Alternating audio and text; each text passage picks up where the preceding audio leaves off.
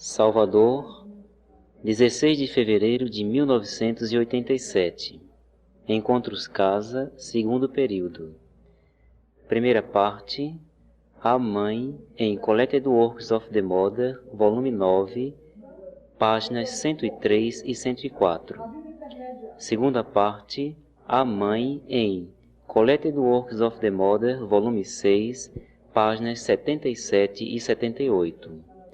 Terceira parte, Sri Aurobindo, em Obras Completas, volume 3, páginas 331 a 335. Sobre o sexo ainda. Eu tenho dois pequenos textos da mãe, e depois Sri Aurobindo sobre Brahmacharya, o método da Índia antiga de como transformar a energia de sexo em energias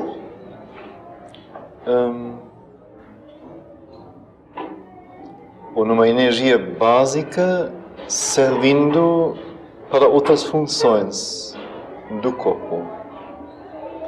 Então são coisas assim muito interessantes e muito dá para pensar um tanto. Então, primeiro a mãe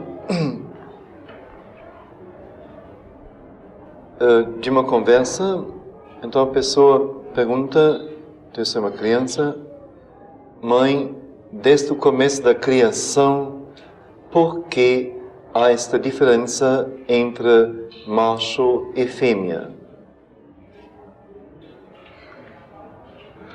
A mãe diz, desde o começo, de que criação? De que criação você está falando? Da Terra? Sim. Primeiro, isto não é correto. Há espécies em que não há diferença. E no começo não houve nenhuma. Primeiro ponto. Segundo ponto. A criação terrestre é uma criação meramente material. É uma espécie de materialização e condensação da criação universal. Mas a criação universal, essa diferença não existe necessariamente. Todas as possibilidades estão aí. E todas as coisas possíveis existiram e ainda existem. E esta diferenciação não está absolutamente na base da criação. Então, sua pergunta não tem base nenhuma, porque ela é incorreta. Então, leio mais uma vez, depois continuo. Quer dizer, isto, eu pessoalmente admiro isto, como ela, ao mesmo tempo que esclarece, mas ela, vamos dizer, a partir de uma pergunta assim, muito específica e não muito bem formulada, como ela abre a coisa inteiramente, alcança um nível, uma base, uma amplitude que o outro nem esperava e nem queria saber, por assim dizer. Como ela pega o todo a partir de um ponto. Acho assim notável. Então vamos ver objetivamente mais ou menos o que ele diz. Mãe, desde o começo da criação, por que há essa diferença entre macho e fêmea? Ela, desde o começo, de que criação? De que criação você está falando? Da Terra? Sim. Primeiro, isto não é correto. Há espécies em que não há diferença de sexo.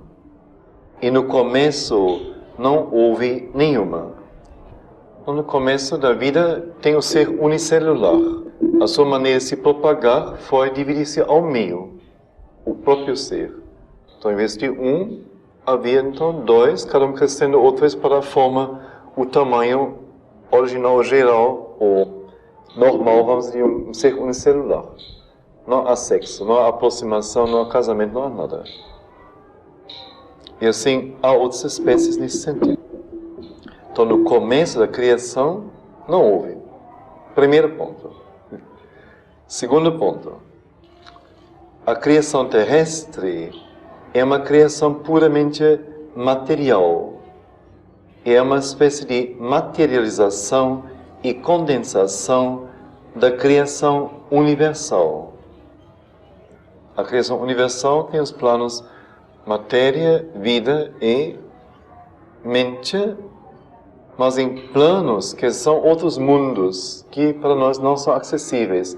Não é o cosmos material que nós vemos e de que dizemos que ele é o universo. Isso é o plano material do universo. Nós temos o plano vital e tem o plano mental, que para nós não são acessíveis e nossas mentes não foram abertas para a possibilidade de ver isto simplesmente. Então, nossa Terra é uma espécie de materialização e condensação da criação universal. Mas a criação universal, esta diferença de sexo não existe necessariamente. Há todas as possibilidades. E todas as coisas possíveis existiram e ainda existem. Mas esta diferenciação não está absolutamente à base da criação. Então, tua pergunta não tem sentido, porque ela é incorreta. Então, a criança diz, mas por que na criação material? Eu estou lhe dizendo que isto não tem sido assim desde o começo. Um zoólogo, poderia lhe dizer que há espécies que não são assim absolutamente. A natureza tentou este método. Ela tenta muitas coisas. Ela fez todos os tipos de espécies possíveis. Ela fez os dois em um, fez cada coisa possível. Ela tenta isto, porque provavelmente lhe parece mais prático fazer isto assim. Não sei. Mas nos outros planos, mesmo no mundo terrestre, nos planos mais sutis do mundo terrestre, mesmo no físico sutil e no vital e mental, há seres divididos em dois assim. Mas há também seres que são nem macho e nem fêmea. Eles existem. Por exemplo, no mundo vital é extremamente raro encontrar diferenciações de sexo. Os seres são normalmente sem sexo.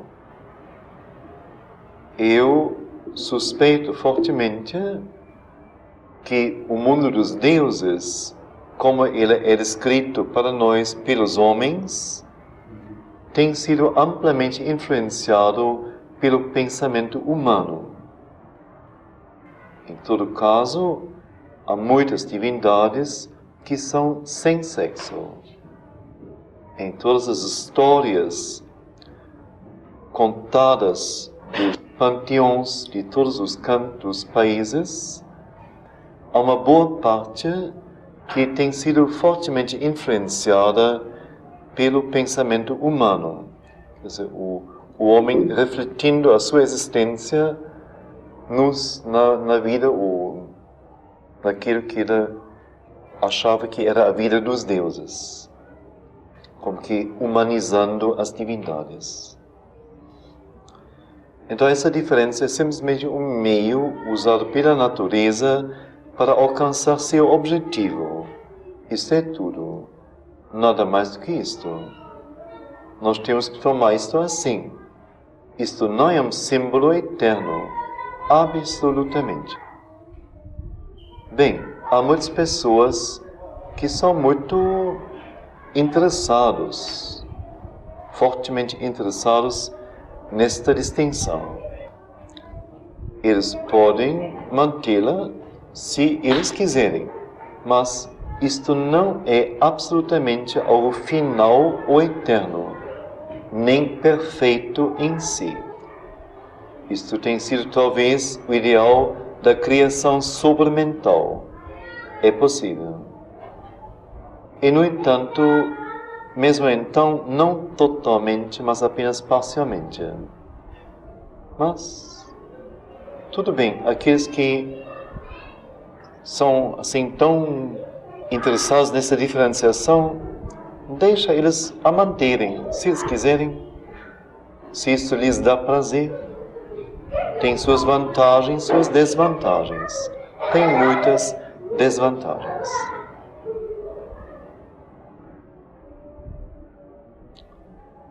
Mãe, então, por que escapam as forças do mundo vital desta condição? Como? Você diz que essa diferenciação não existe no mundo vital. Eu não disse que ela não existe. Eu digo que ela não é uma regra geral. E que, pelo contrário, se encontra seres sem sexo mais frequentemente do que aqueles com sexo. É também provável que no mundo vital essa diferenciação foi estabelecida exatamente pela influência da Terra. Então, por que estas perguntas? E o que você está querendo com isso? É isto que eu quero saber. Quem lhe disse que desde o começo do universo isso foi assim? As pessoas que são assim extremamente interessadas nisto deveriam continuar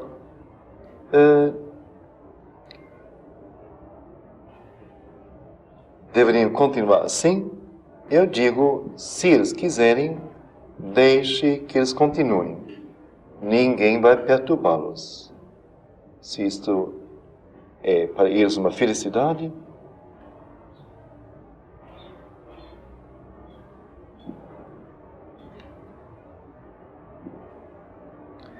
ora, bem objetivamente, é interessante, é inteiramente certo, não é? Não é uma lei eterna que rege desde o começo da criação o mundo, o universo, absolutamente. Vamos dizer, um dos métodos que a natureza inventou para propagar a vida. No começo da criação nem havia vida ainda, então não havia problema de sexo, óbvio que não. E quando a vida surgiu, então os primeiros seres realmente não tinham sexo. Mas o problema surgiu como fazer com que as espécies não morressem, mas servissem. Então aí realmente atentou muitos métodos, muitos mesmo. Nas plantas se vê isso mais claramente ainda, não? Quantos métodos, quantas possibilidades que ele colocou.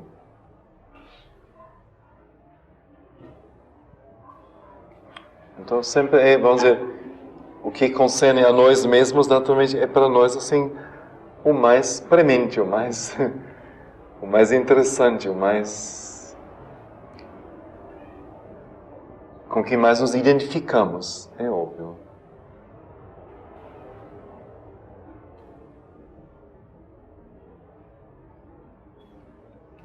E o que ele diz do mundo dos deuses, gregos ou indianos ou qualquer país que concebem deuses, então é óbvio que a própria humanidade se refletiu nisto, como que se engrandecendo ou, no mínimo, não querendo se diferenciar dos deuses.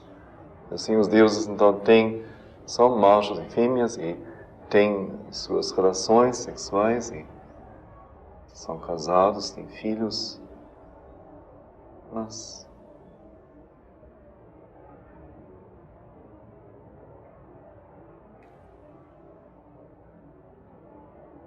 ora, bem mais interessante aqui, acho muito interessante,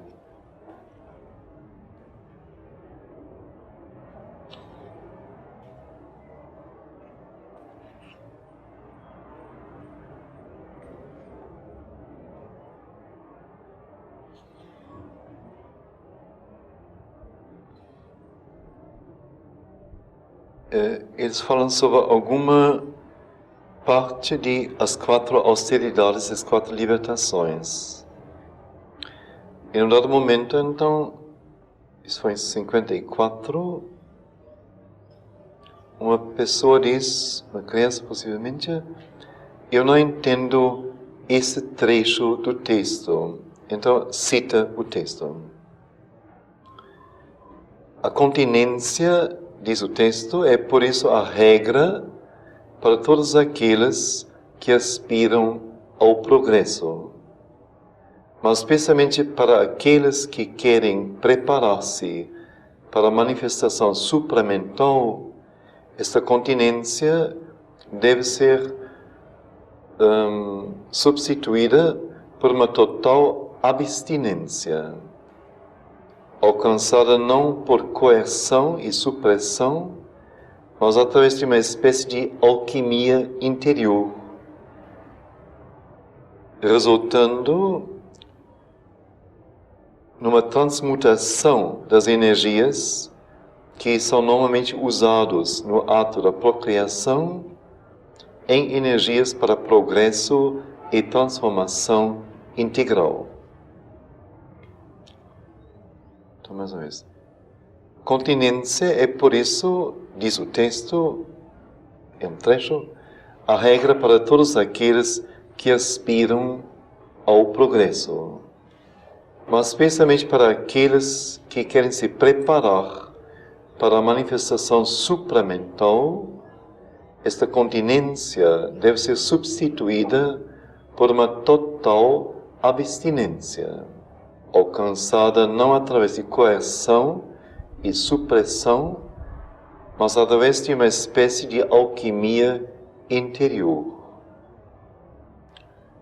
resultando na transmutação das energias que são comumente usadas no ato da procriação em energias para progresso e transformação integral. Então a questão não seria a negação e supressão, o mero ignorar, mas seria como, vamos dizer, a dosagem de energia de que cada ser humano dispõe é muito limitada. É só uma dose de energia determinada que é possível caber em nós. E isto não é só uma energia, ou se é uma energia, ela se formula de muitas formas, cria muitas variantes de energias. Então, se se quer que dadas energias floresçam mais e tenham mais força, mais poder e nos levem para mais adiante, então tem que ser uma alquimia dentro do tanto que nós recebemos. Então, nós temos que tirar de um lugar e colocar mais no outro lugar, que é mais interessante para nós. Quer dizer, é o antigo problema, o velho problema. Eu não posso ter tudo. Então, se eu quero que uma parte cresça, isto não é possível sem o decrescer de uma outra parte. Quer dizer, há um equilíbrio em tudo. É uma lei.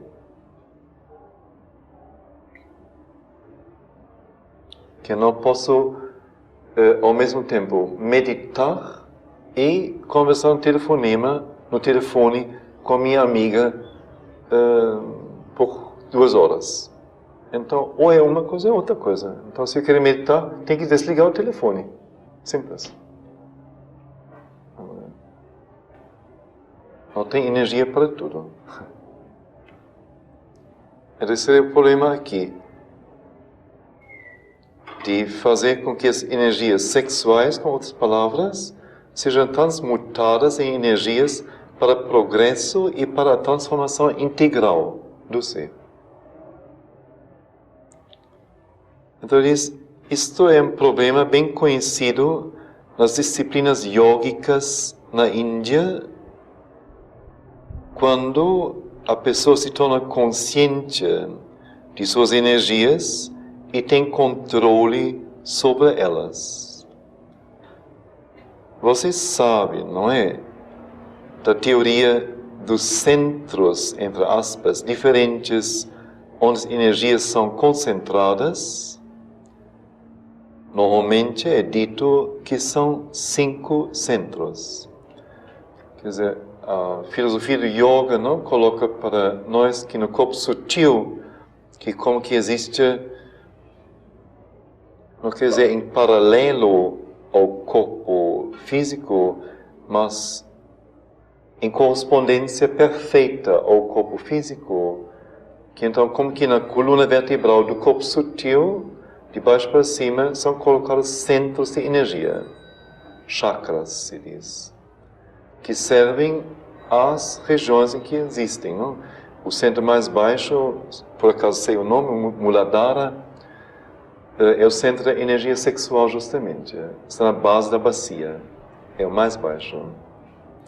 Acima, o centro vital médio, meio, na região do umbigo, na região do coração, temos na frente o centro vital superior, atrás o centro psíquico. Eles têm a imagem de um lótus, não? De lótuses são fechados e que, através do nosso trabalho energético no corpo sutil, devem ser abertos para que a energia possa fluir.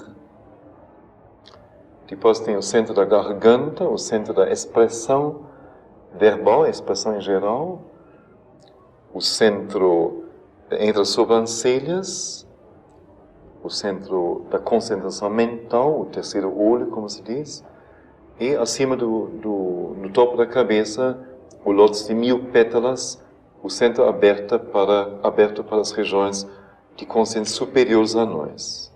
Então, uma ordem entre os centros que é de natureza hierárquica, de baixo para cima ou de cima para baixo. Nós contamos 1, 2, 3, 4, 5, 6, 7 já. Então ele diz, normalmente é dito que são 5 centros, mas o verdadeiro número é 7 ou até 12. Então depende de um desenvolvimento mais sutil. De qualquer jeito, esses centros são centros de acumulação de energia. Energias que controlam certas atividades. Que cada energia tem sua função específica no todo do organismo, não só do organismo, do ser. Energias vitais, energias de emoção, energia psíquica, energia mental, intelectual, etc. Energia espiritual.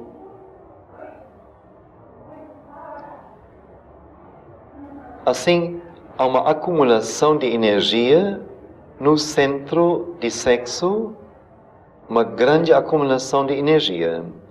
E aqueles que têm controle sobre estas energias conseguem dominá-las e elevá-las. E eles colocam tais energias aqui. E a mãe aponta o centro do peito. E aqui está o centro das energias de progresso. Então, eu suponho que ele fala do centro psíquico, não do centro vital superior. É o que é chamado o assento de Agni. Agni é uma das mais altas divindades da Índia, que simboliza o fogo da aspiração, o fogo do progresso. Como o nosso universo é um universo em evolução, onde o progresso é a lei do universo. Então, é umas deidades que é mais comumente, ou mais frequentemente evocada para qualquer realização neste universo, porque ele rege a lei, as energias da aspiração. Fogo, bem claro, não? Ele consome a matéria de natureza baixa e transforma em luz, em calor, em movimento ascensório. Símbolo bem perfeito.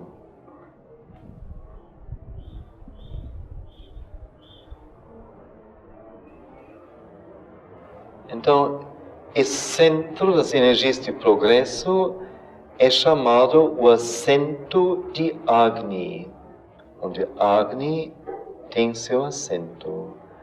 Mas ele são as energias de progresso, a vontade de progredir.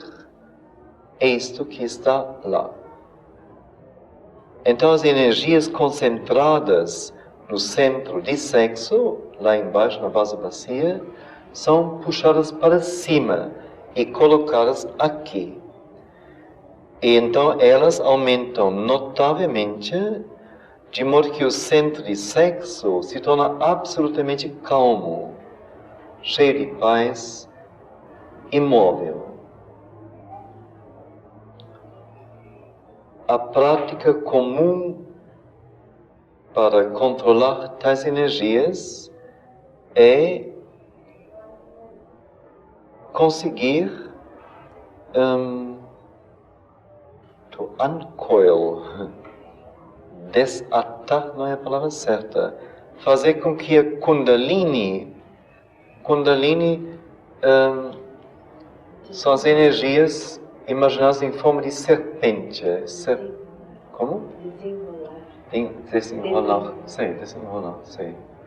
E a serpente estaria dormindo, enrolada na base justamente destas energias de essência e energia. Ela deve se desenrolar, e no desenrolar, então, como a serpente faz, ela se ergue, ela sobe. Então ela deveria subir pelos centros, despertando os centros, abrindo os centros, libertando as energias.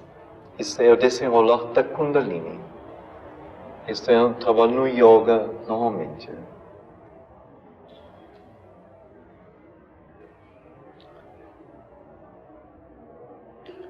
Então, às vezes, a prática comum para controlar tais energias é conseguir desenrolar a Kundalini que está enrolada na base da coluna vertebral e levantar as energias através da coluna vertebral para os diferentes centros e acordar os centros, abri-los, acordá-los e colocá-los em movimento,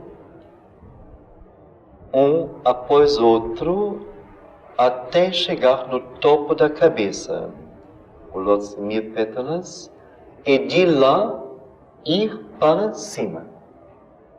Então não termina aqui, justamente depois de ter percorrido o corpo, a energia crescer de tal maneira que pode se projetar para cima, além da cabeça.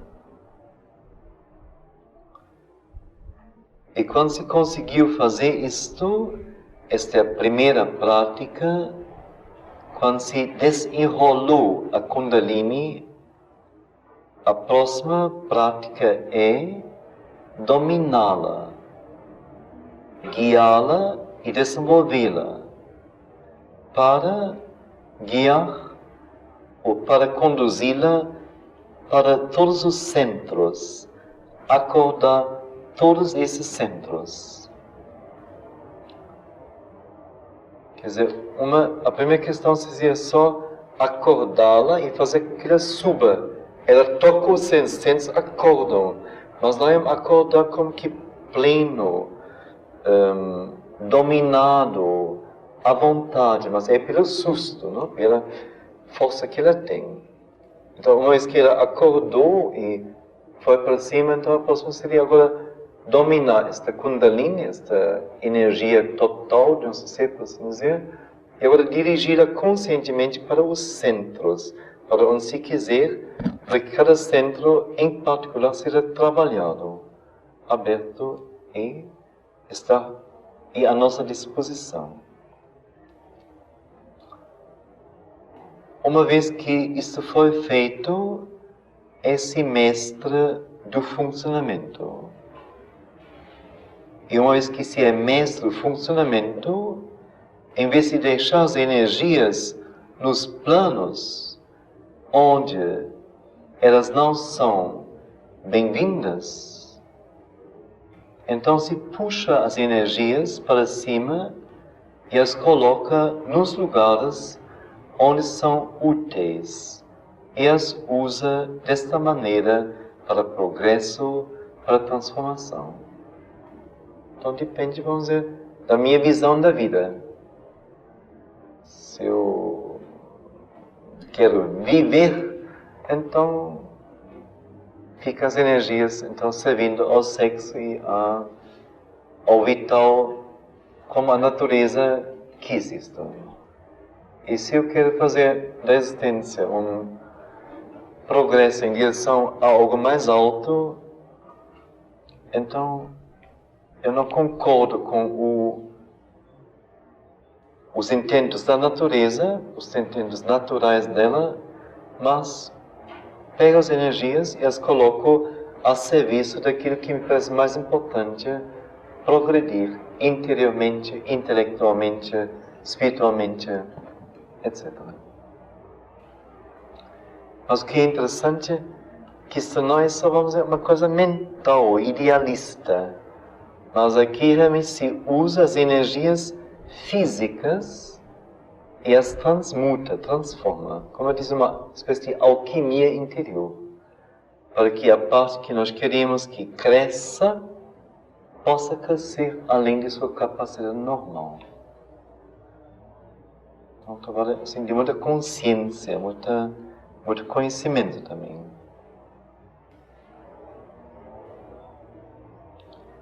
Tudo isso é o resultado de uma prática muito paciente, assídua, esclarecida. Isto não é feito assim. Enquanto se pensa de uma outra coisa, ou está brincando de algum jeito. Não, são disciplinas. Naturalmente, uma vez que se é o mestre destas operações, então se torna muito interessante.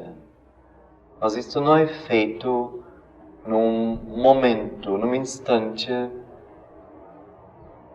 sem que se faça nada, ou sem que se faça o que é necessário.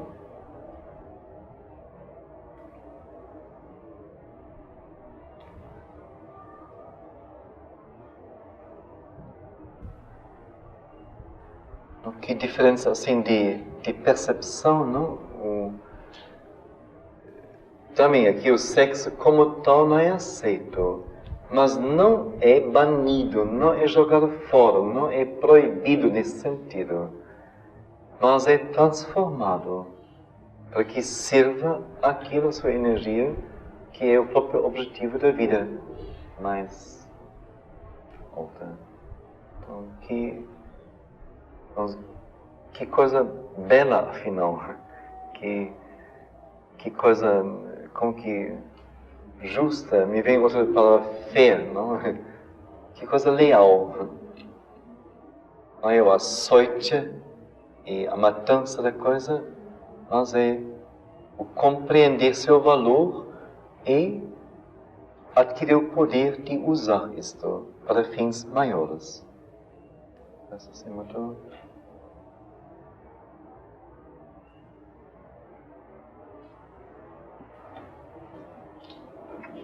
E com isso, então, estamos preparados para ouvirmos Sri Aurobindo sobre Brahmacharya. Brahmacharya é um método da Índia antiga de como transformar a energia sexual em energias de naturezas superiores à sexual.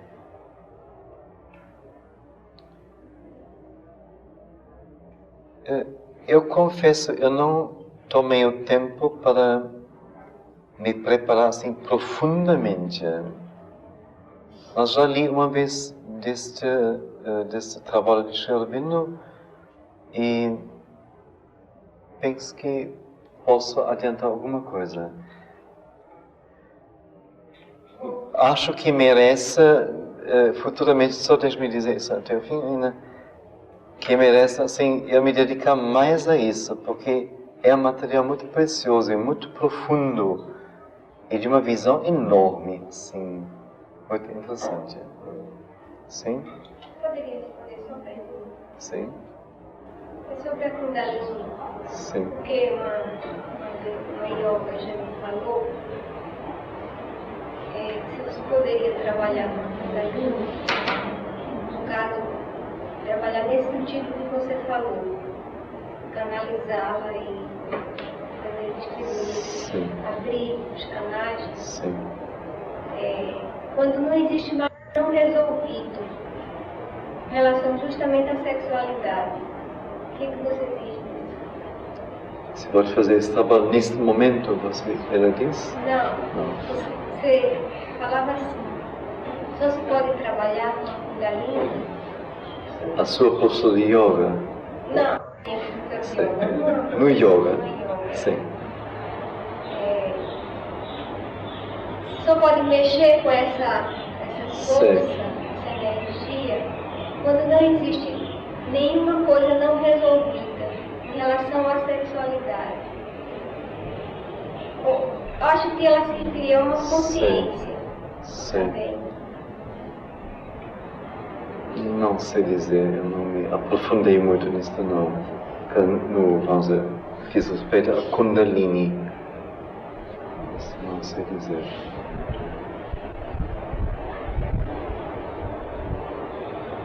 Mas parece como que lógico, muito lógico, enquanto estou como que envolvido mortalmente nas energias com que eu quero lidar, eu não vou conseguir lidar com elas não. Isso parece assim bem óbvio, que de alguma maneira, não sei qual seria a exata atitude, mas de alguma maneira deve ter uma distância a isto e ter clareza sobre o que eu faço e quais recursos serem aplicados e como estou, com o que é que eu estou mexendo. Isso parece assim importante realmente. Aí, assim, concordo. O que significa praticamente não sei.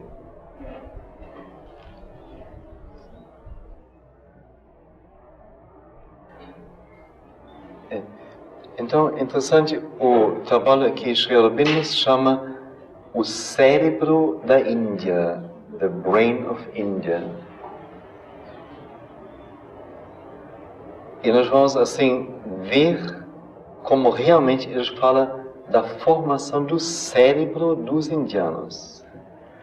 Eu posso, assim, contestar, eu estive, assim, não sei, o número de vezes exatamente no momento, mas de 5, 7 vezes na Índia, e pelo fato de 2 vezes atravessar a Índia toda numa turnê, sim, vi alguma coisa da Índia. E ter contatos com pessoas que não são comuns, isso tive também. Então, percebi alguma coisa, vamos dizer, do indiano. E posso dizer assim, por experiência própria, que, não sei, encontrei assim realmente um tipo de inteligência, uma desperteza, uma capacidade de percepção inteligente das coisas, uma capacidade mesmo de trabalhar intelectualmente, mesmo pessoas analfabetas eventualmente, mas trabalhar intelectualmente que não correspondia a uma questão de formação da pessoa, mas uma capacidade natural, cerebral, extraordinária. Extraordinária. Encontrei isso em nenhum país, nesta força, esse poder. Extraordinário. E alguma coisa eu procurei, não encontrei. Nós publicamos um dado momento nos textos Oração e Meditação, não sei, deve ter, talvez há um ano mais ou menos, ou 10 meses, 2 trechos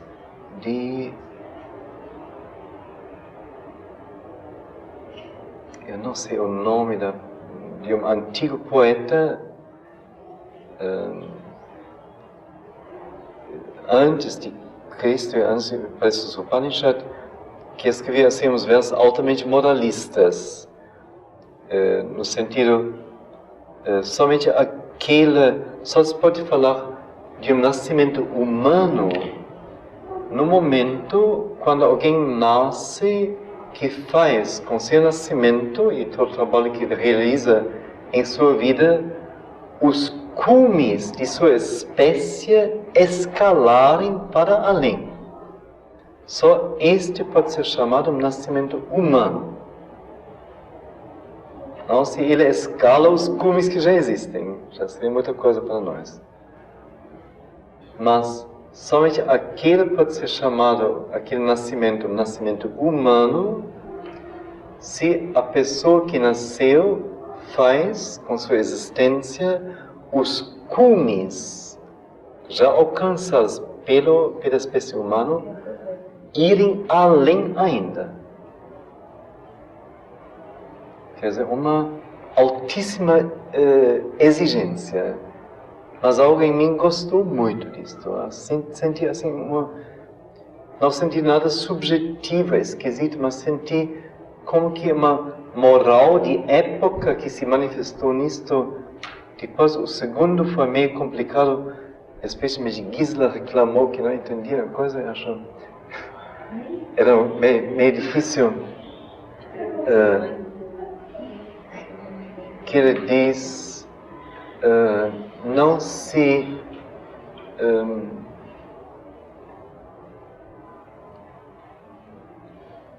ele fala de pessoas que conscientemente fazem intrigas contra grandes pessoas com dotes geniais e tentam derrubá-las, fazê-las cair. Então ele diz assim no sentido, isso é totalmente em vão, não tem nada a ver com a coisa. Porque mesmo que ele caia, a vontade estabelecida numa tal pessoa, uma vontade que vai além da morte. Não pode fazer cair nada com isso. Então, outra vez, uma afirmação assim, fortíssima, muito grande.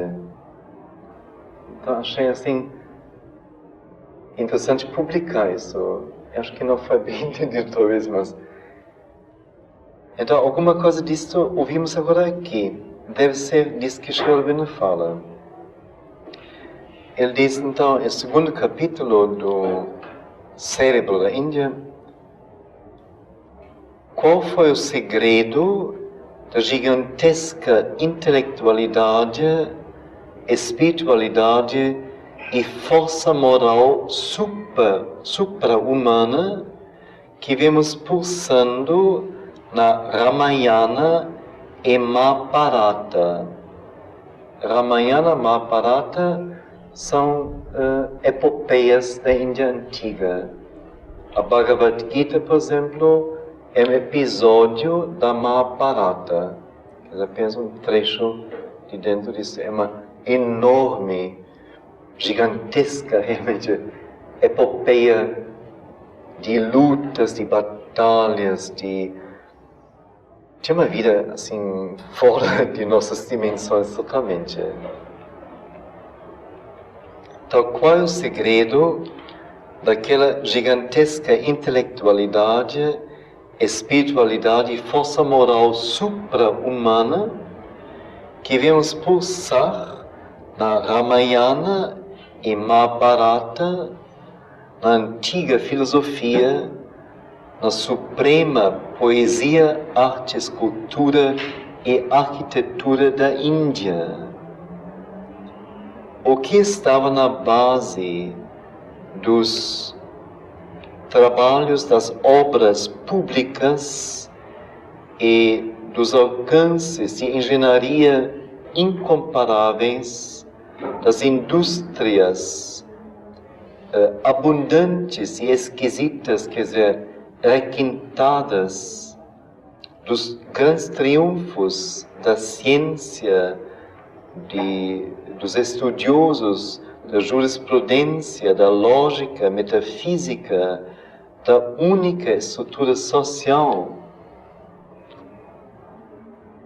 O que suportou o heroísmo e o autoabandono do Kshatriya, a classe dos guerreiros, dos príncipes, dos governantes, que tinham como único objetivo da vida, como os cavaleiros da Idade Média na Europa, lutar, mas não lutar por qualquer coisa, lutar por interesses familiares, lutar por dinheiro, por posse de material, de terreno, mas lutar pela coisa justa, pela verdade. Isso era a grande moral deles. Eles antes se automatavam do que se colocaram a serviço de alguma coisa falsa. Uma moral elevadíssima, que nós perdemos como que totalmente, no mínimo como coletivo.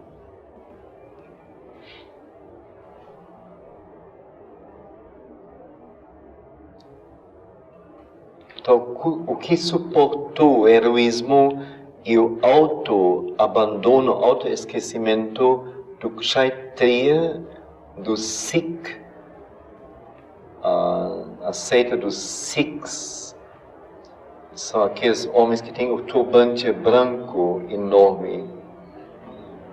Todos têm bigode e turbante branco, não é assim?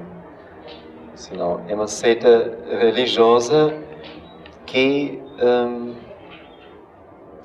não sei exatamente a realização deles, mas que foram, parece então, também heróis dentro do país. E qual é, então, o que suportou a inconquistável vitalidade e persistência nacional, que sobreviveu a qualquer invasão de fora, a qualquer massacre feito lá. Esta vitalidade nacional é uma coisa enorme, uma persistência de substância mesmo. O que estava atrás, o que é isto que estava atrás dessa civilização que é secundária em relação a nenhuma, que não é secundária absolutamente, na solidez enorme de seus projetos ou da perfeição de seus detalhes, sem uma grande e única disciplina envolvendo uma perfeita educação de alma e mente, um resultado tão imenso e tão persistente teria sido impossível.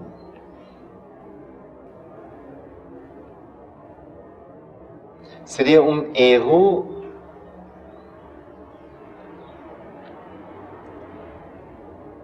verificar o segredo do sucesso ariano, é a raça ariana na Índia, nos detalhes das instruções dadas nos ashrams antigos.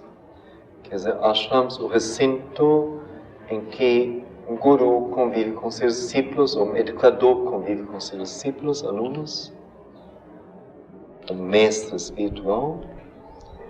Então seria um erro verificar o segredo, ou querer descobrir o segredo do sucesso ariano nos detalhes das instruções dadas nos ashrams antigos e universidades antigas,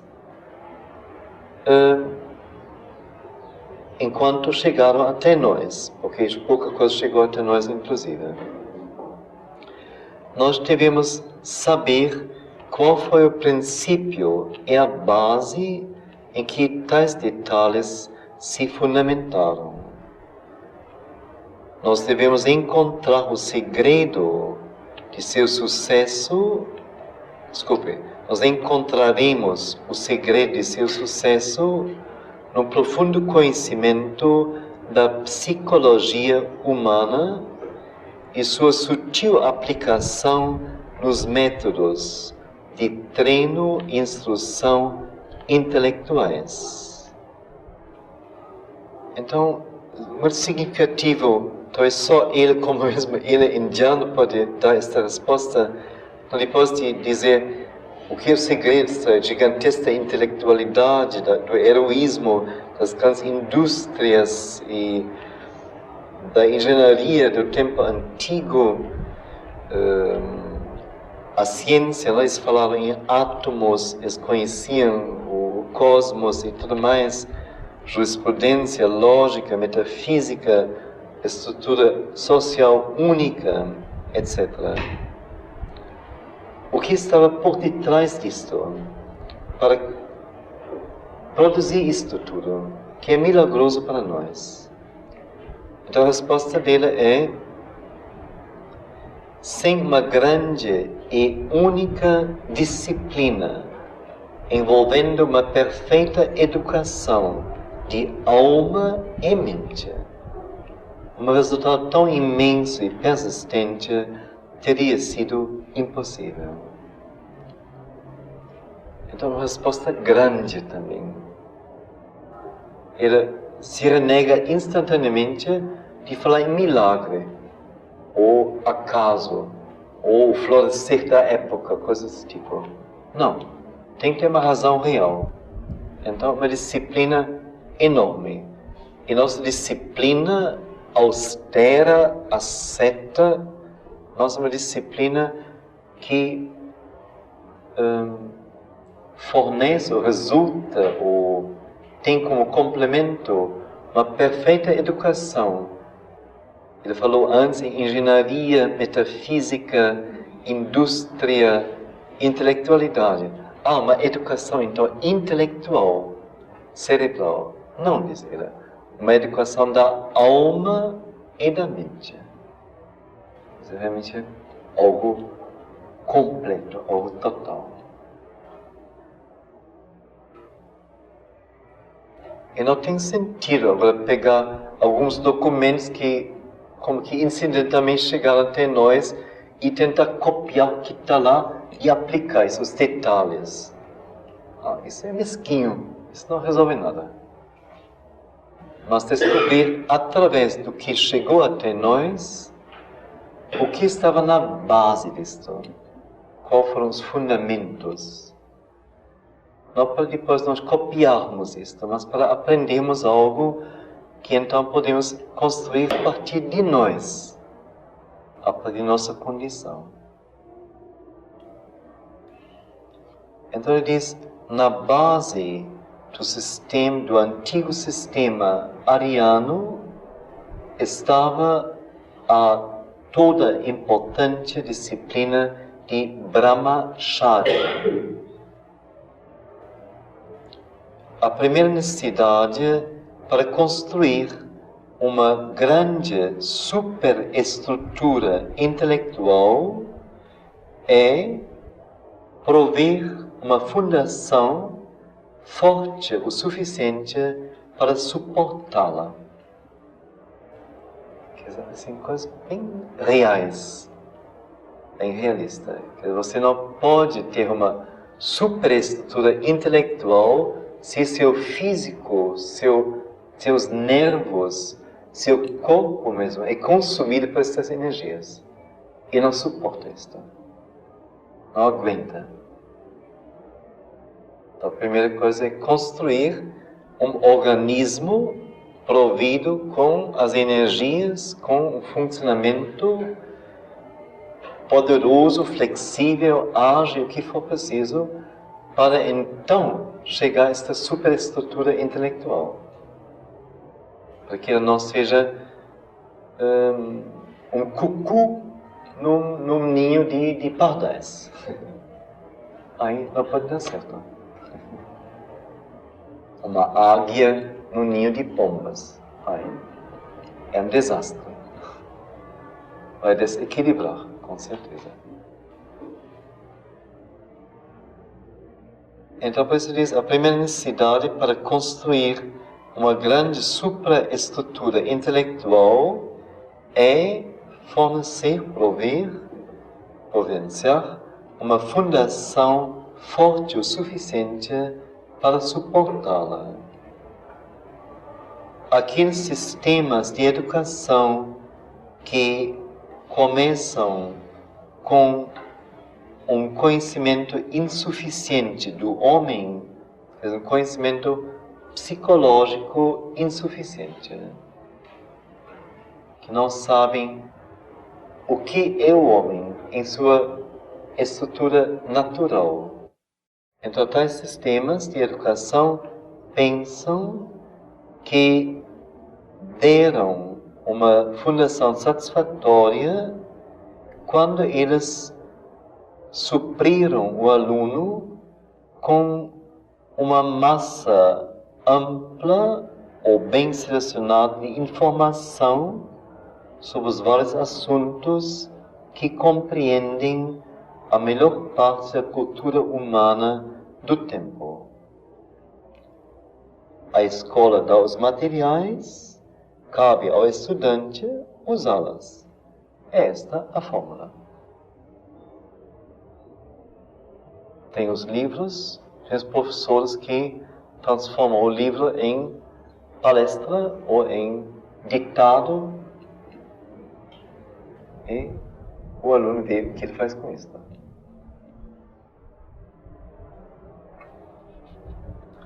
Mas o erro nisto é fundamental. A informação não pode ser o fundamento da inteligência.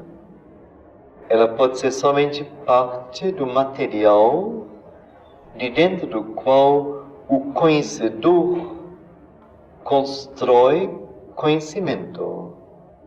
Quer dizer, o ponto de partida, o núcleo de uma descoberta nova e de uma criação ampliada. Então, vamos dizer, eu reúno, eu quero fazer alguma pesquisa, alguma coisa que eu quero elaborar, formular para mim, ou formular talvez para passar adiante. Então, eu não pego um livro e leio e repito. Em melhores casos, talvez faça resumo, já é meio difícil. Mas, não. Eu vou reunir 5 livros. Vou olhar as editoras, para ver se esta editora merece confiança ou não. Vou olhar quem traduziu, se é do estrangeiro.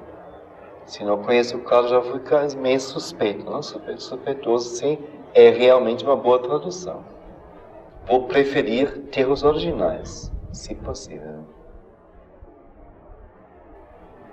Preferir ter uma tradução francesa de uma obra inglesa do que uma tradução portuguesa. Okay? Confio mais no intelecto europeu do que no brasileiro.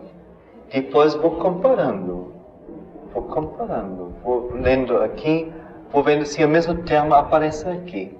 O que ele diz sobre isto? A mesma coisa? A diferente. Por quê? Onde que concordam? Onde que divergem? Terceiro, aí não diz. Então, a Barça tem alguma coisa? Não tem. Mirador. Então, vamos ver onde localiza mais uma informação sobre isto. Para completar, para realmente depois saber o que é isto. Posso isto. A partir daí eu posso usar isso. Posso, como eu disse, então, ter as informações com ponto de partida para uma construção de conhecimento que eu faço criativamente. Jogo com as coisas. Aí acho então que no fim nenhum deles entendeu direito o que é. Que falta uma terceira coisa que ninguém diz. Que eu acho que deveria entrar. Ou talvez eu tenha um contexto em que apresento isto que para eles é estranho. Ou eu tenho que fazer a transposição do material para o meu contexto e colocar-se dentro daquilo que eu quero apresentar. Então é uma transferência. É como eu disse, o conhecedor escolhe as informações e constrói criativamente conhecimento. Mas a informação que está aqui no livro praça ou onde for, ela não é meu conhecimento, ela é material. Aí está o grande engano do nosso sistema educacional, que acha que se enche o cérebro do aluno com informação, então o cérebro foi educado. Não, ele foi deseducado. Ele foi entupido, ele foi deformado, lesado.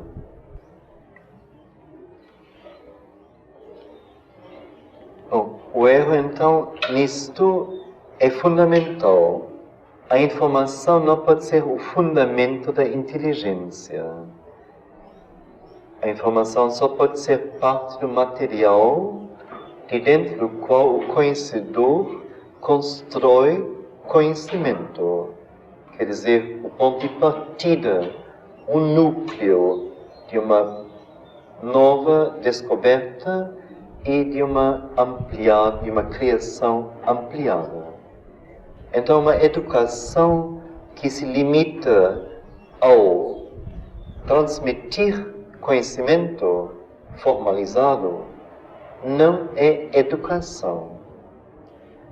As várias faculdades de memória, avaliação, imaginação, percepção, raciocínio, que constroem o edifício de pensamento e que constroem o conhecimento para o conhecedor, devem não somente ser equipadas, as faculdades de memória, etc., equipadas com suas ferramentas apropriadas e suficientes em seus materiais, mas devem ser treinadas para fazer surgir novos materiais e usar mais habilmente aqueles que já estão em posse.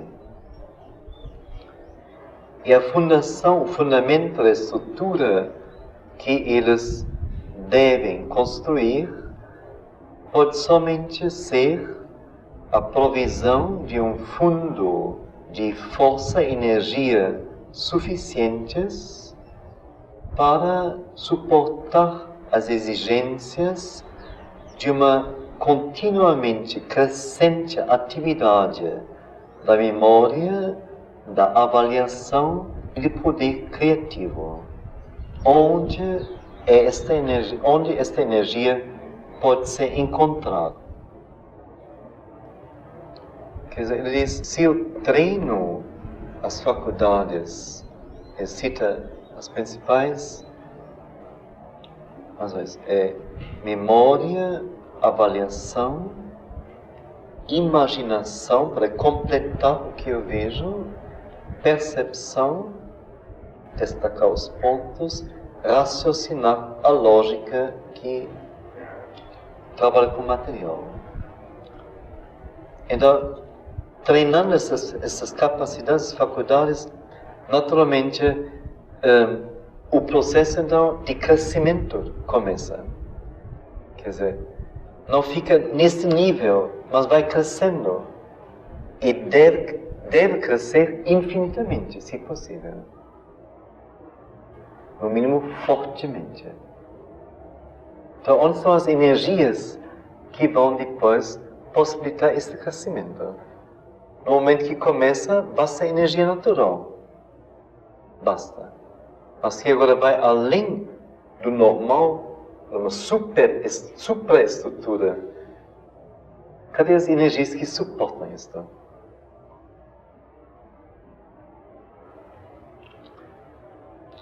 Então, os antigos arianos sabiam que o homem não era separado do universo, mas uma parte homogênea dele, como uma onda é parte do oceano. Uma infinita energia, Prakriti, Maya ou Shakti, permeia, penetra o mundo, se derrama para dentro de cada nome e forma. E o torrão de terra, a planta, o inseto, o animal, o homem são, em sua existência fenomenal, nada mais a não ser adaras mais ou menos eficientes dessa energia. Adara é uma palavra sânscrita por receptáculo, vaso. Quer dizer, a energia. E cada coisa que existe, o torrão de terra, inseto, planta, animal, homem, cada um deles é um receptáculo em que essa energia universal se coloca, é derramada. Cada tipo, cada gênero, cada raça tem uma capacidade diferente de caber, de conter energia. Nós somos, cada um de nós, um dínamo, para dentro do qual ondas desta energia foram generadas e acumuladas e são perpetuamente conservadas, consumidas e restituídas. A mesma força que movimenta a estrela e o planeta mexe em nós. E todo o nosso pensamento e ação são meramente o seu jogo desta força que move a estrela e o planeta. E nascem da complexidade de seus funcionamentos.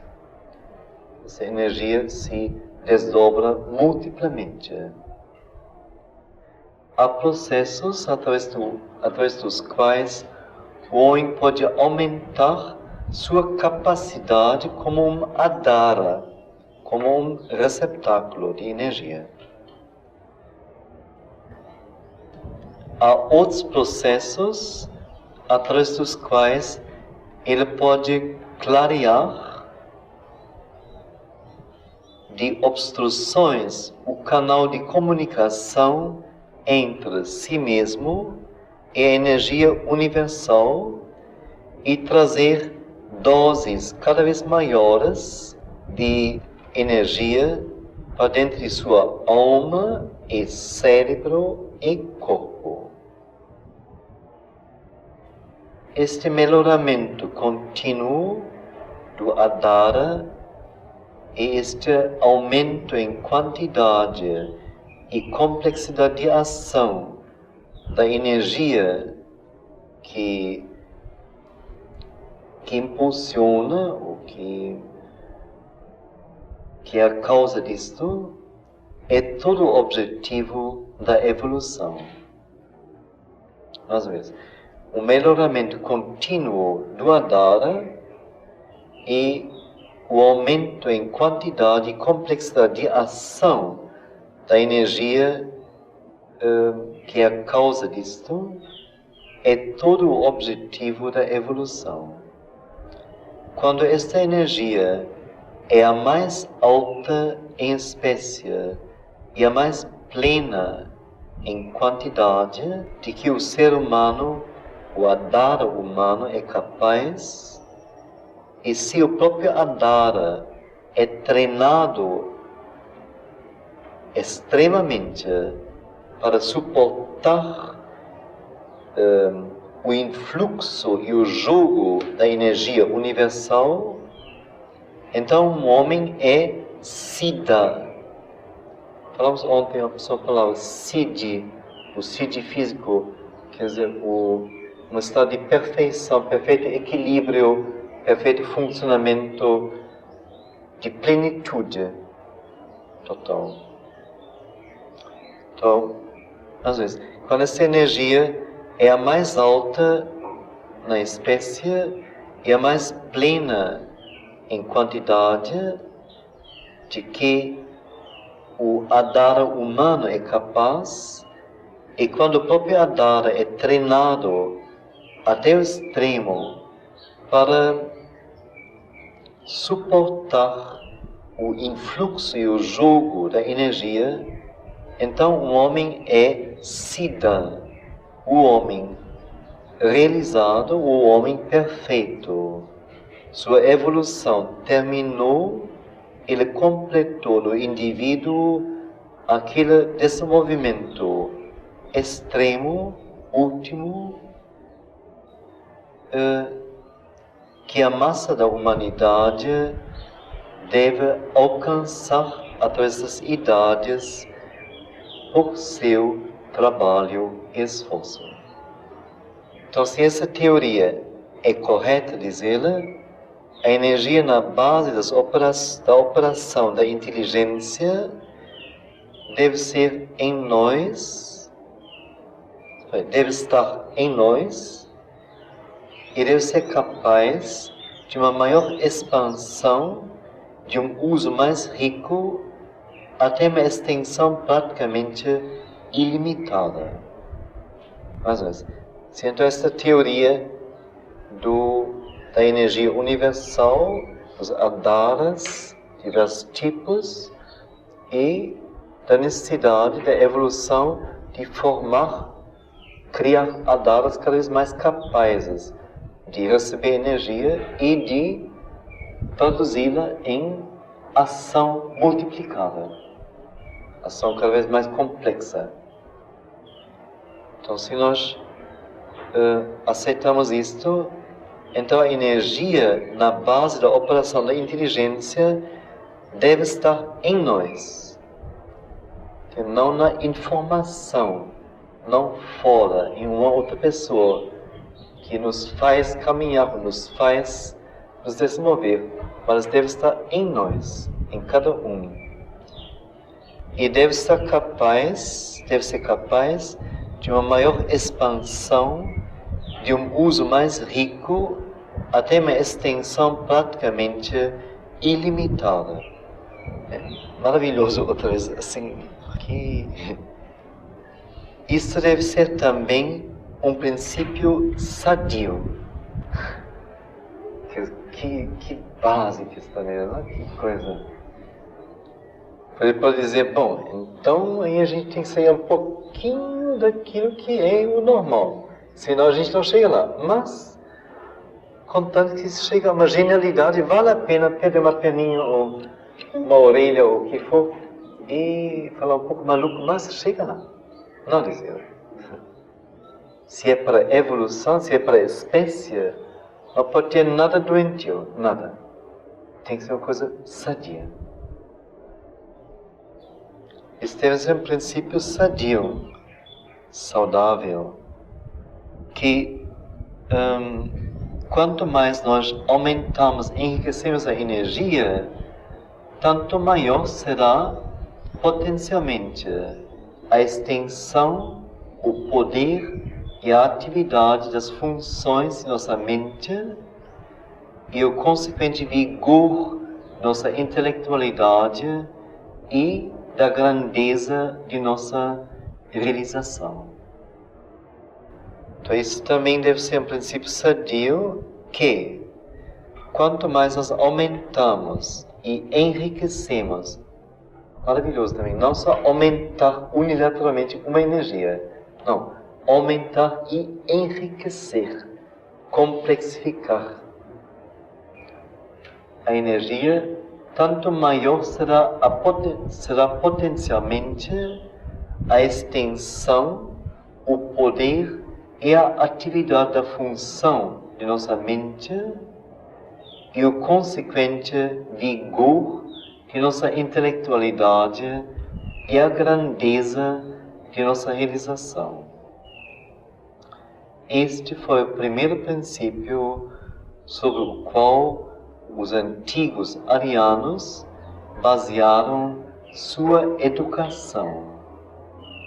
E um dos processos principais, capitais mesmo, que eles usavam para a armazenagem aumentada de energia era a prática de Brahmacharya. Transformação da energia sexual em energia intelectual. Então, que grandeza de visão, não? Assim que não é porque você vive melhor, então você faz alguma coisa com sua energia sexual, ou não sei, todos fins tão mesquinhos, não? Tão particulares, tão egoístas.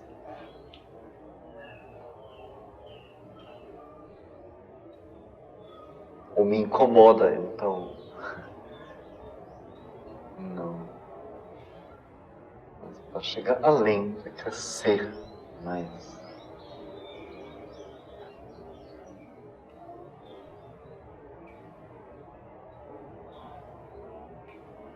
Então, quando se ouve isso, se entende agora também o rigor aparente, vamos dizer, com que ele insiste, como na carta, não?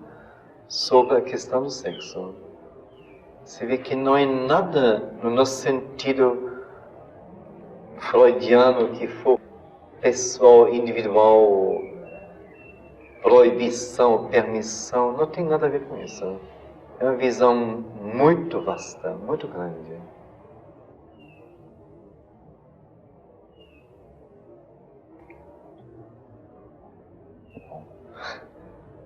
Cabe ainda?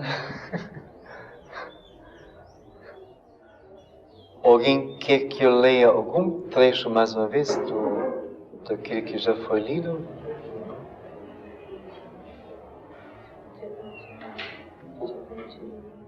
Continuar, não? Acho também, não adianta agora saber um ou outro detalhe mais uma vez, não? É a grande linha que é interessante. A prática, então é o terceiro capítulo. A prática de Brahmacharya é a primeira e mais necessária condição para o aumento da força dentro e para voltá-la para tais usos como possam beneficiar o possessor ou a humanidade. Então, assim, a todo momento, esta visão mais ampla. Toda energia humana tem uma base física. O engano, o erro cometido pelo materialismo europeu, é supor-se que a base seja tudo e confundi-la com a fonte. A fonte da vida e da energia não é material, mas espiritual. A fonte, mas a base, o alicerce sobre o qual a vida e a energia se erguem e trabalham, é física. Distinção muito simples parece, é muito real. Então, às vezes, toda energia humana tem uma base física. O erro cometido pelo materialismo europeu é supor que a base seja tudo e confundi-la com a fonte. Quer dizer, a matéria, então, o físico, a matéria, seria a própria fonte de vida, é dela que cresce a vida, é dela que cresce o intelecto, é dela que cresce o fenômeno religioso. Não, diz ela, a fonte da vida e da energia não é material, mas espiritual. Mas a base, o alicerce sobre o qual a vida e a energia se erguem e trabalham é física. Ou é físico o alicerce. Os hindus antigos reconheceram claramente essa distinção entre Karana e Pratishta, o polo do norte e o polo do sul do ser.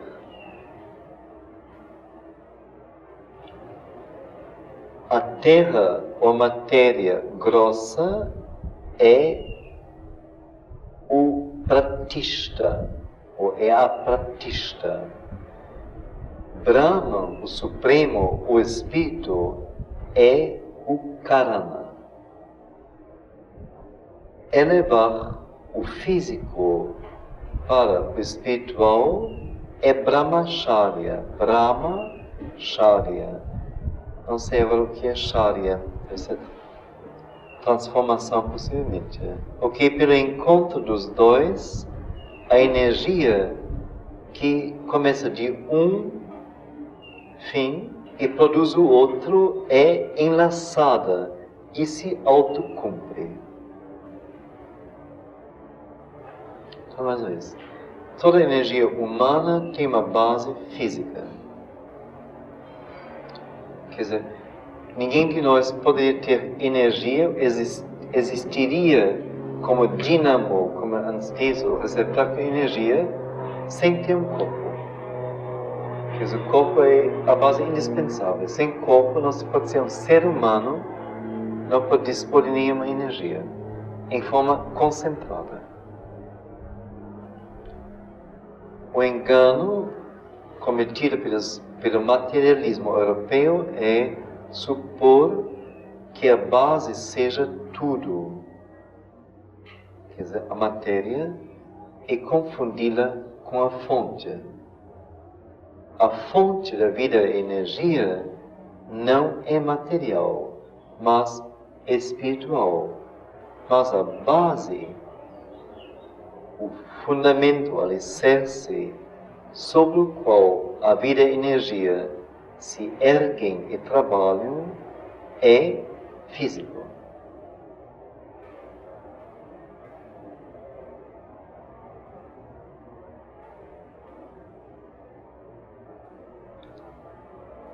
Os antigos hindus reconheceram claramente essa distinção entre karana e pratishta. O polo do norte e o polo do sul do ser. A terra, ou matéria grossa, é a pratishta. Não sei se seria o sul ou o norte, possivelmente o sul. Brahma, o Supremo, o Espírito, é o karana, o outro polo.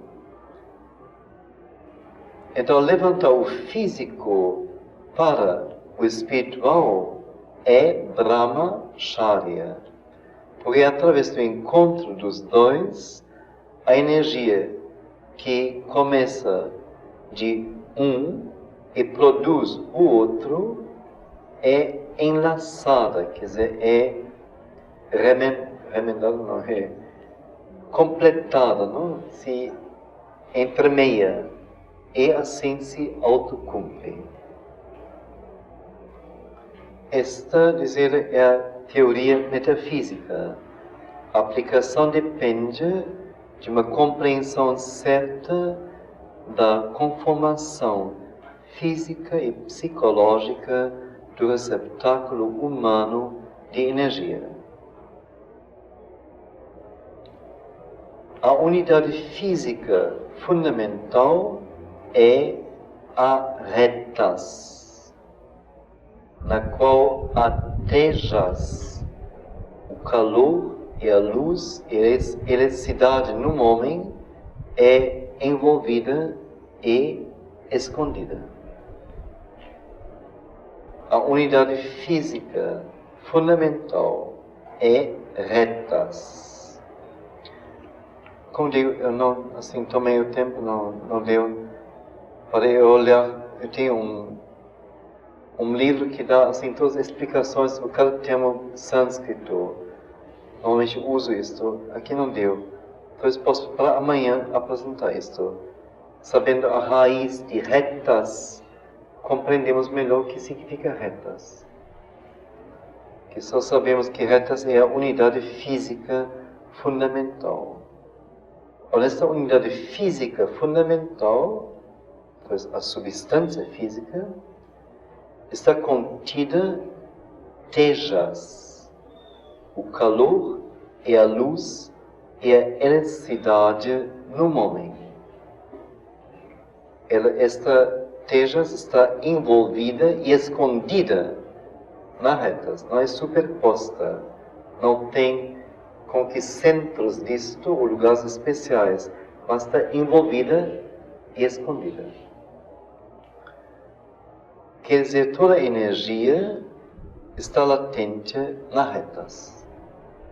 Não existe físico vivo que não contenha energia. Esta energia, não se aproxima minha mão.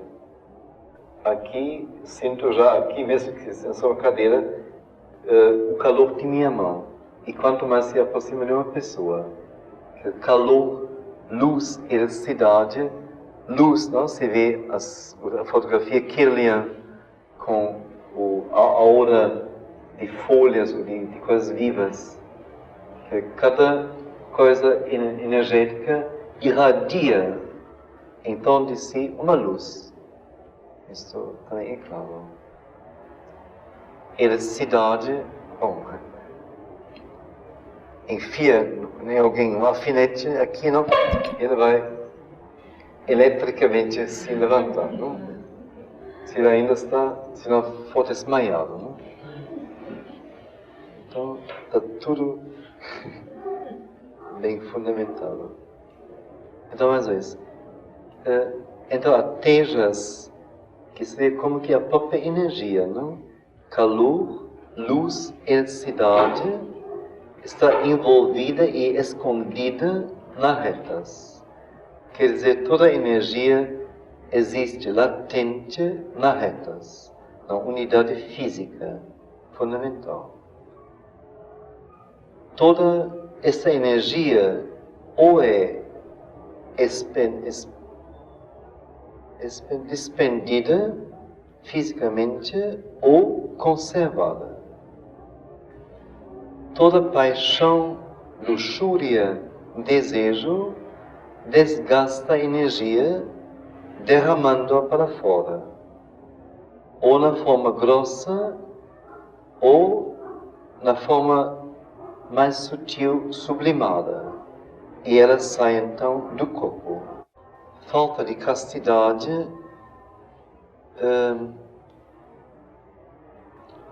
é da mente e da fala tão bem quanto do corpo. Isso são coisas também para nós assim, interessantes, que entre nós não são válidas, afinal. Contanto que a gente não haja de tal jeito, eu não digo sexualmente, qualquer coisa, contanto que não prejudique o outro realmente financeiramente, ou socialmente, ou pessoalmente, então, tudo bem. O que eu penso dele, o que eu lanço contra ele, através da minha energia de pensamento, ninguém mede, ninguém avalia, absolutamente. Então, posso assim, se eu tenho a cara bela para ele, não? Assim, toda linda, não? Interessada, tudo bem. O que eu penso, não? E talvez falo até atrás para amigos, é uma outra coisa. Isso é legal, totalmente entre nós. É totalmente ilegal, porque é totalmente falso isso, não? Isso é a profunda falsidade do ser humano. Então aqui não. Então de início é dito, olha, se você faz isto fisicamente, as cartas dizem a mesma coisa. Fisicamente ou só em pensamento, é a mesma coisa. Se o ser realizou isto, em que nível? É só uma questão de nível. Mas a coisa foi realizada. São coisas, a gente desaprendeu tudo isso. Somos já muito corruptos, muito perversos.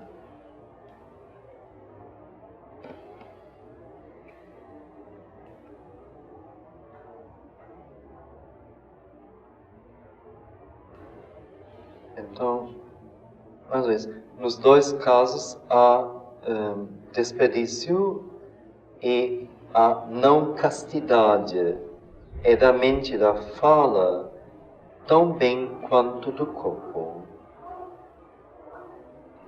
Do outro lado, todo autocontrole conserva a energia nas retas, quer dizer, na unidade física. Não é jogado para fora do corpo, permanece dentro do corpo. E conservação sempre traz consigo aumento da coisa é viva.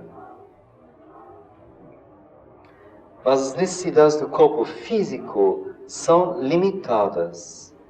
E o excesso de energia deve criar um surplus, um aumento não necessário, uma soma não necessária, que deve ser transformada em algum uso diferente do físico. Que a energia está dentro do físico. Fica lá. Não é como a natureza que é expulsada. Então ela se acumula, ela cresce. Mas o uso que o próprio físico, como físico, tem para isto é limitado. A não ser que alguém seja dançarino. O corredor de maratonas. Aí é outra questão. Mas a não ser isto, vamos dizer, o uso é limitado. Hein? Excesso, surplus. Excesso. Sim. Quando vem a palavra excesso.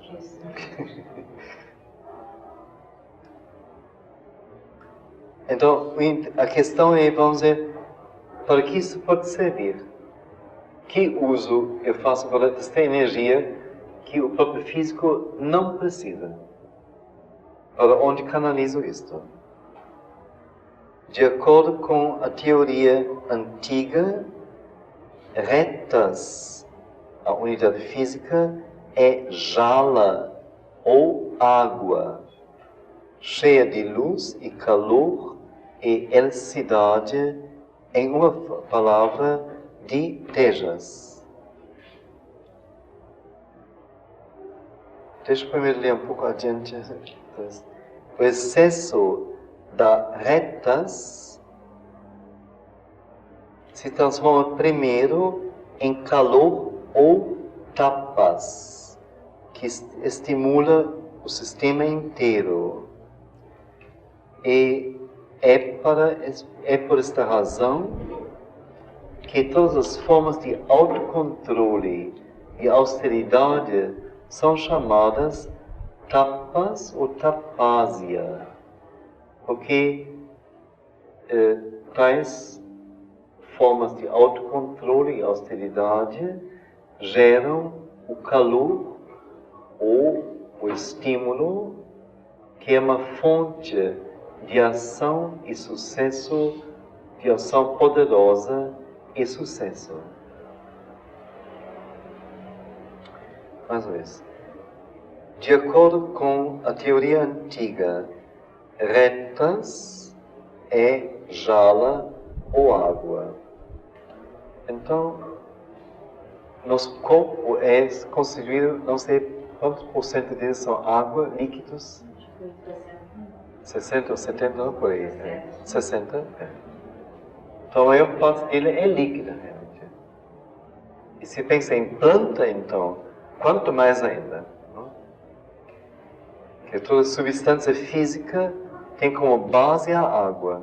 É água. E a água é cheia de luz e calor e elasticidade. Não mexe, não toque com as mãos molhadas a tomada ou o que for, não? Senão você leva choque. Quer dizer, a água é como se diz? Condutor de elasticidade.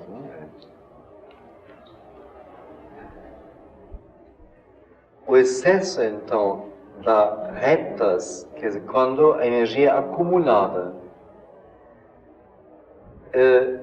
se transforma primeiro em calor ou tapas.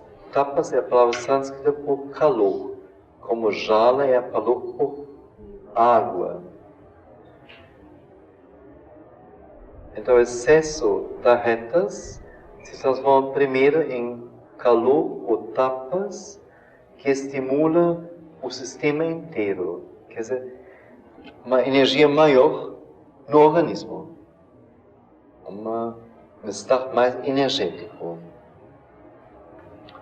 E é por esta razão que todas as formas de autocontrole e austeridade foram chamadas de tapas ou tapásia, porque geram o calor ou o estímulo, que é uma fonte da poderosa ação e do sucesso. Depois, tapas se transforma em tejas, propriamente dito. Luz. Tejas é luz. A energia que está na fonte de todo conhecimento. Interessante, não é isso? Justamente a luz aqui, dizemos que é luz elétrica. Então, a eletricidade é um princípio inferior à luz. Mas pela eletricidade a luz é produzida. Ou então pelo sol, o que for. E ao mesmo tempo, luz é o símbolo do conhecimento. E é claro, só posso conhecer alguma coisa se não fica no escuro, mesmo em termos físicos. Só posso averiguar o que ela é e conhecê-la, como eu digo, mesmo em termos físicos, se eu tenho luz. Então é a mesma coisa, eu digo, no sentido agora, é um símbolo do que significa nível elevado. Então a energia gera conhecimento. É a base do conhecimento, a base da luz. Do conhecimento. Luz é símbolo do conhecimento.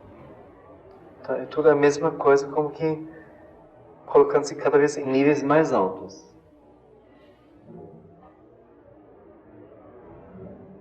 Depois, terceiro,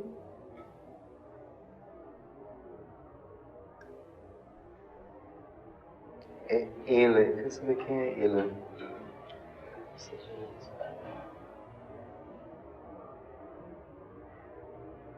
Sim. É todo excesso de retas.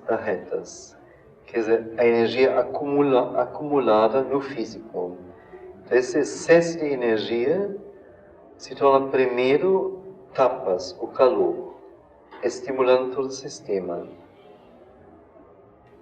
Depois, segundo, esse excesso se torna, então, passando pelas tapas, tejas, propriamente dito, luz, um grau mais alto.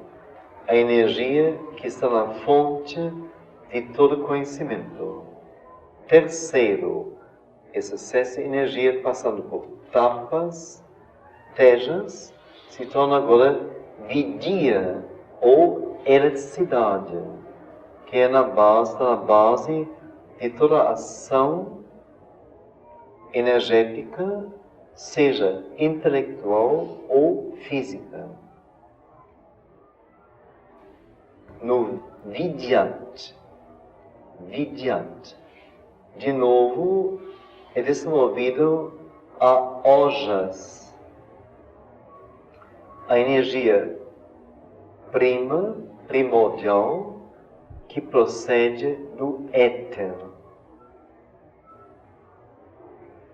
Então, há retas refinando-se de jala para tapas, tejas, vidyat, e de vidyat para ojas, a energia primordial, procedendo do éter de cima, cumpre o sistema ou enche o sistema com força física, com energia e poder cerebral, em sua última forma, de Ojas se eleva ao cérebro e fornece a ele esta energia primordial que é a forma mais refinada da matéria e a mais próxima ao espírito. É Ojas que cria uma força espiritual ou viria, através da qual um homem alcança o conhecimento espiritual, o amor espiritual e a fé, a força espiritual. Duas vezes.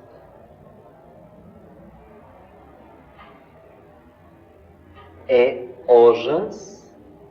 Ojas foi a energia etérea, por assim dizer, acima da eletricidade e tudo,